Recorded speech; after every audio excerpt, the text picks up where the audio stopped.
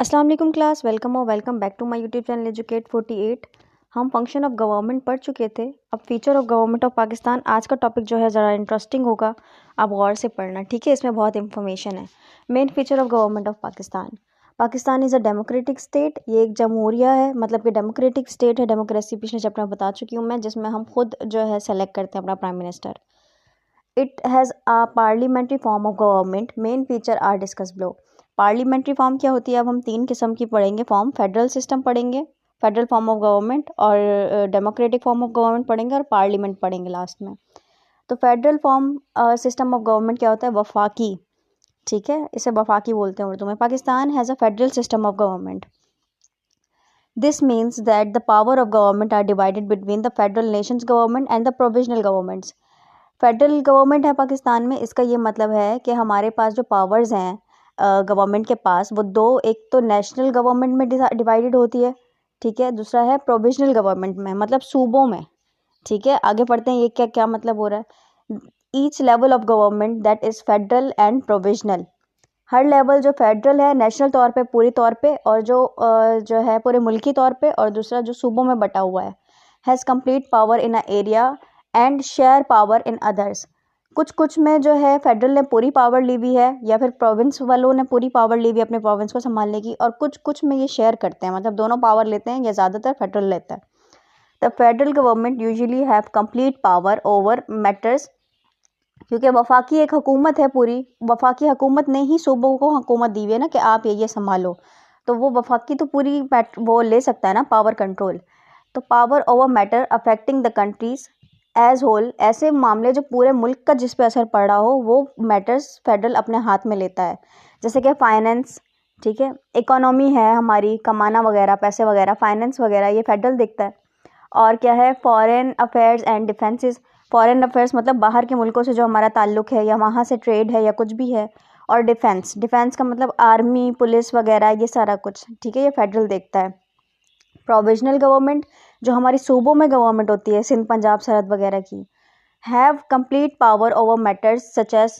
जो provisional government होती है वो किस चीज़ का ध्यान रखती है, उसको पूरा हक दिया गया है, एजुकेशन पे देखे, हेल्थ केयर पे देखे, मतलब कि अपने प्रोविंस के हिसाब से इन चीज़ों पे वो देखे। Both the federal and provisional government have the power to impose tax. अब दोनों को ये पावर तो दिया गया है कि ये टैक्स लगा सकते हैं दोनों, ठीक है। अकॉर्डिंग टू द कॉन्स्टिट्यूशन, आइन के मुताबिक, the following are the federal units of Pakistan. Pakistan में फेडरल यूनिट कौन कौन से हैं? द 4 प्रोविंसेस, चारों सूबे हमारे, सिंध, पंजाब, केपीके और बलूचिस्तान।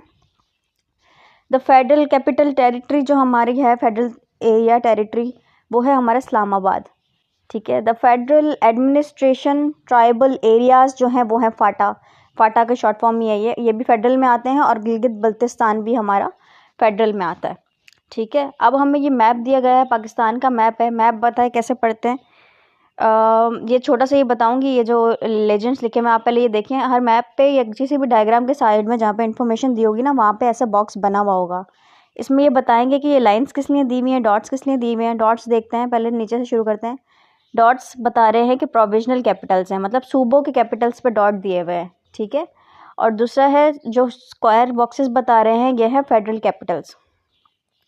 फेडरल कैपिटल्स पे पूरे जो है स्क्वायर बॉक्सेस लगाए हुए हैं। और ये थिन लाइन जो है, ये प्रोविजनल बाउंड्रीज है, मतलब सूबों के दरमियान जो बाउंड्रीज आ रही हैं, ये थिन लाइन है। और जो थिक लाइन है, मोटी लाइन है, ये इंटरनेशनल बाउंड्रीज है, मतलब बाहर के ममालिक से जो टकरा रही हैं, वो इंटरनेशनल बाउंड्रीज हैं, ठीक है। और कुछ डिटेल इसमें नहीं दी गई। और ये पाकिस्तान का मैप है, मैप भी याद कर लें, बेहतर होगा। Democratic form of government, second, federal हम पढ़ चुके। Democracy means ruled by people, पहले भी वीडियो में मैंने बताया ये कि जो लोग खुद चुने अपना प्राइम मिनिस्टर वगैरह। Since all the people can not rule, तमाम लोग मिलके तो अपने अपने फैसले नहीं कर सकते, अपनी तरह से मुल्क नहीं चला सकते। So they choose from among them self representative to rule on their behalf through democratic elections. तो वो खुद में से ही किसी को चूज करते हैं जो उनके बिहाफ पर जो है ना फैसले ले। All adult citizens have the right to participate, यानी कि vote in free fair and regular election. तमाम जो पार्टिसिपेट करने वाले लोग हैं वो जो है इसमें पार्टिसिपेट कर सकते हैं, और जिनकी एज 18 से बड़ी है वो इसमें पार्टिसिपेट कर सकते हैं। Other important characteristic of democratic government are that it's grant right and freedom to the citizens and ensure the rule of law. कह रहे हैं कि डेमोक्रेसी की एक और अहम कैरेक्टरिस्टिक ये है कि वो लोगों को हक देती है और आज़ादी देती है। ठीक है, हम अपने हिसाब से अपना लीडर चुनते हैं, देख के चुनेंगे ना कि वो हमारी बात सुने। तो और ensure the rule of law, और वो तमाम इस चीज़ को इंश्योर करता है, यकीनी बनाता है कि लॉ को माना जाए, कानून को माना जाए। The law is supreme and the citizens are equal in the eye of law. कानून सबसे ऊपर है और तमाम लोग कानून की नज़र में बराबर हैं। No one is above the law, और कोई भी कानून से बढ़कर नहीं है। Contrary to democracy, dictatorship is of a rule by one person. In a dictatorship people are asked not to think. कह रहे हैं कि अब जहाँ पे डिक्टेटरशिप की बात आती है, डिक्टेटरशिप मतलब कि किसी को रास्ता वगैरह दिखाना, तो वो एक पर्सन रूल करता है। मतलब ऐसा होता है कि एक पर्सन रूल करे, रास्ता दिखाए। डिक्टेटरशिप में ऐसा होता है, people are asked not to think but to obey the follow him blindly, exploiting their rights and freedom of speech.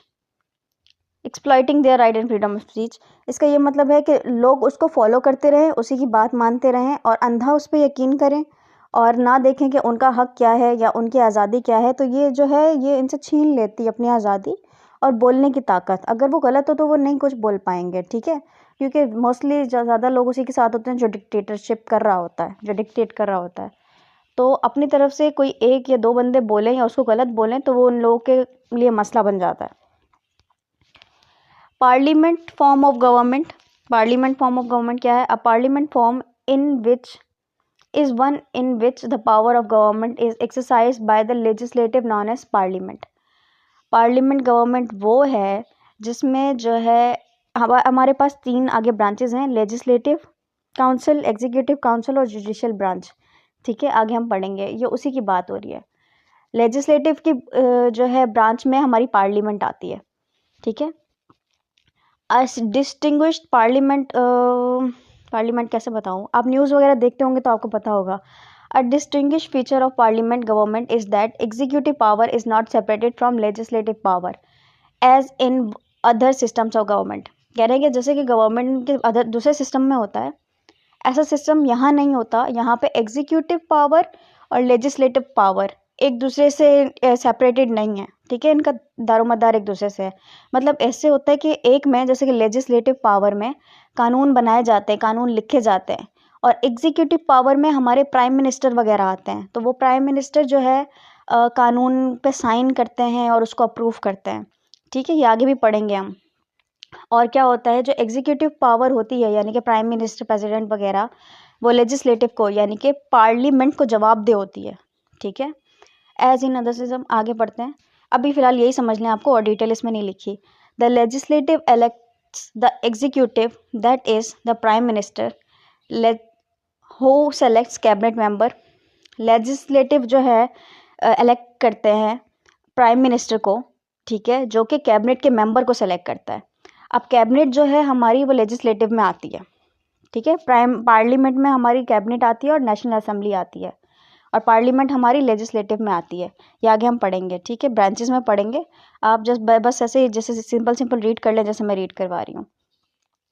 The executive is accountable for the legislative assembly. Executive accountable होते हैं legislative assembly के लिए। ठीक है, executive भी branch से, आगे पढ़ते हैं हम इसका, आप साथ देखेंगे ना समझ जाएंगे।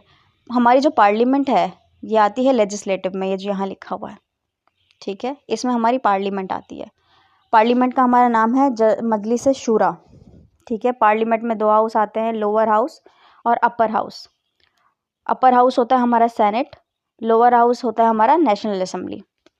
ठीक है, और ये दोनों किस में आते हैं? लेजिस्लेटिव में आते हैं। ये जो ब्रांचेस हम पढ़ रहे हैं अब, branches of government, legislative and executive. अब मैं समझाती हूँ। लेजिस्लेटिव में हमारा आता है पार्लियामेंट। पार्लियामेंट के ये दो हाउस हैं, लोअर हाउस और अपर हाउस। एग्जीक्यूटिव में हमारे आते हैं prime minister. Pakistan legislative branch is by cameral parliament. By cameral मतलब जिसमें दो हाउस हो, जैसे अब हमारे में दो हाउस आ गए ना, अपर हाउस और लोअर हाउस। यही officially termed as Majlis Shura, जिसे मजलिस शूरा कहा जाता है। The parliament consist of two house, national assembly also known as the lower house, national assembly जिसे लोअर हाउस कहा जाता है, and the senate also known as the upper house. और सेनेट जिसे अपर हाउस कहा जाता है। दरअसल यहाँ पे मेरे पास पेन कॉपी पेंसिल नहीं है ना कि मैं आपको अच्छे से समझा सकूँ, तो सिर्फ लिखा हुआ पढ़ रही हूँ, उसे समझते जाएं। एग्जीक्यूटिव ब्रांच में क्या आता है? The executive branch is made up of, उसमें प्राइम मिनिस्टर आते हैं एंड प्रेसिडेंट्स आते हैं। The prime minister is the head of the government in Pakistan. Pakistan में प्राइम मिनिस्टर को पूरी सरकार की हेड कहा गया है पूरे गवर्नमेंट का। The president on the other hand is the ceremonial head, मतलब रस्मी तौर पे प्रेसिडेंट हेड है, पर प्रेसिडेंट को इतने सारे जो है वो नहीं दिए गए रिस्पॉन्सिबिलिटीज़ जितनी प्राइम मिनिस्टर के पास हैं, विथ फ्यूअर रिस्पॉन्सिबिलिटीज़, जिसके पास थोड़ी रिस्पॉन्सिबिलिटीज़ होती हैं। ठीक है। जुडिशल ब्रांच क्या होती है? जुडिशल में लॉ कोर्ट आ जाते हैं, जैसे हमारा सुप्रीम कोर्ट, हाई कोर्ट। ठीक है। Pakistan judicial system include a supreme court, federal शरीयत कोर्ट, प्रोविजनल हाई कोर्ट्स मतलब सूबाई कोर्ट्स होते हैं, और ये शरिया कोर्ट भी बहुत बड़े कोर्ट होता है, and other courts and tribunals. ये सारे जो है चीज़ें ये जुडिशल ब्रांच में आ जाती हैं। उम्मीद है आपको समझ आया होगा। अगर आपको ज़्यादा भी समझ ना आया तो कोई बात नहीं है, बस जो बुक में लिखा हुआ है उसको रीड कर लें और उसको समझ लें, नहीं तो आगे इसके चैप्टर्स और हैं, उसमें भी डिटेल में पढ़ाया जाएगा कि क्या हमने पढ़ा है। उम्मीद है कि सब आपको समझ आ गया होगा। आप इस वीडियो को शेयर करें, लाइक करें, कमेंट करें, सब्सक्राइब करना ना भूलें। अपना ख्याल रखिएगा। अल्लाह हाफ़िज़।